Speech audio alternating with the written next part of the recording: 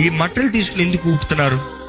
దానికి సాదృశ్యం ఉంది ఏంటంటే, when they show these palm leaves, it talks about victory. జయానికి సాదృశ్యం, ఆశీర్వాదానికి సాదృశ్యం, ప్రాస్పెరిటీకి సాదృశ్యం, దీవెనికి సాదృశ్యం, శాంతికి సాదృశ్యం, ఘనతకి సాదృశ్యం.